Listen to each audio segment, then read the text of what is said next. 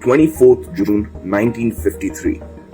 Thousands had gathered at the Dum Dum airport in Kolkata. They were awaiting the arrival of the body of Dr. Shyama Prasad Mukherjee.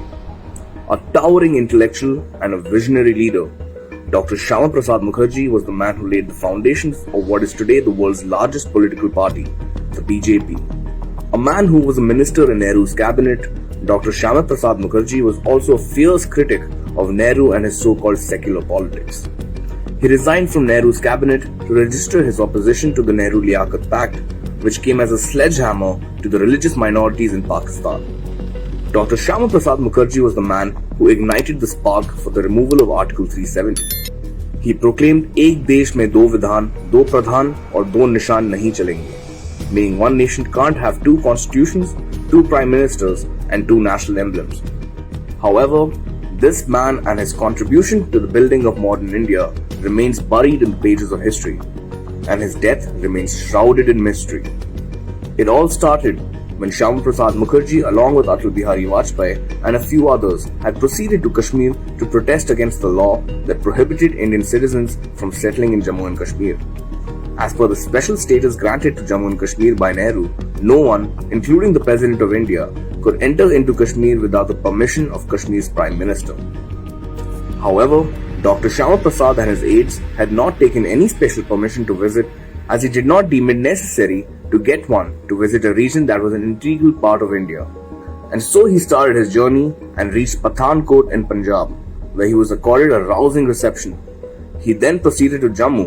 As he entered Kashmir and reached Madhopur checkpost on the Ravi Bridge, his vehicle was stopped by the Kashmir police and an arrest order was handed over to him. He was secretly carried away in a jeep and was detained in a sub-jail located far away from Srinagar. He was jailed without any trial. And under whose control was the Kashmir police at that time? Sheikh Abdullah, who was the Prime Minister of J&K and a man who Nehru had called his blood brother. The treatment meted out to Shyama Prasad Mukherjee points to a larger conspiracy. He was suffering from multiple health issues and did not receive proper care while under arrest. Dr. Mukherjee, who had a grave leg injury, was housed in a place that was difficult for anybody to reach, as one had to climb a steep flight of stairs. Author Tathagat Roy, who has penned a biography of Shyama Prasad Mukherjee, mentions that when Dr. Mukherjee's health deteriorated, he was administered streptomycin despite having informed the doctors that he was allergic to the drug. He was also administered some powder, alleged to be a painkiller. News of his deteriorating health was not conveyed to Mukherjee's relatives, according to Guru Dutt Vaid, who was also taken into custody with Mukherjee. On 22nd June 1953, Vaid was informed that Dr. Mukherjee wanted to see him immediately. However, the jail superintendent asked him to get an order from the district magistrate. Dr. Mukherjee's aides Guru Dutt and Tek Chand pleaded with the doctor to get the required permission, but he was refused. At about 11:30 a.m., the jail superintendent came with a taxi and Dr. Mukherjee was soon taken to the gynecological ward in the state hospital about 10 miles away instead of a nursing home as suggested by the doctor. On the early morning of 23rd June 1953, Dutt and Chand were informed that Dr. Mukherjee's health was worsening. By the time they reached the hospital, Dr. Mukherjee had breathed his last at 3:40 a.m.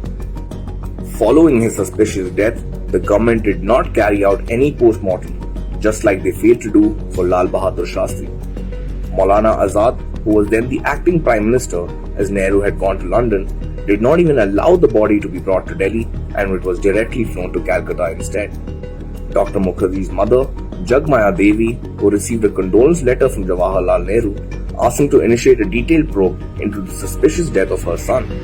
But Nehru declared that he was satisfied with the opinion of several persons who were privy to the facts and ruled out any mystery behind Mukherjee's death.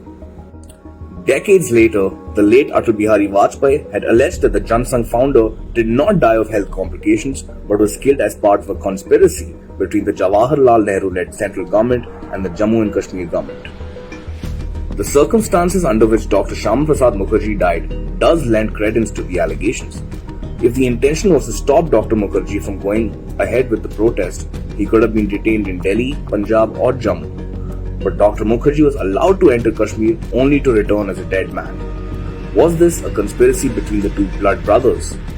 Why was the post-mortem not conducted, flouting the norms?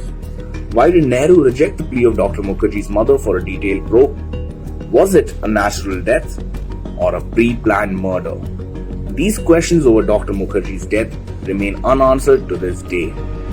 Will the reason of Dr. Mukherjee's death ever see light? Only time will tell.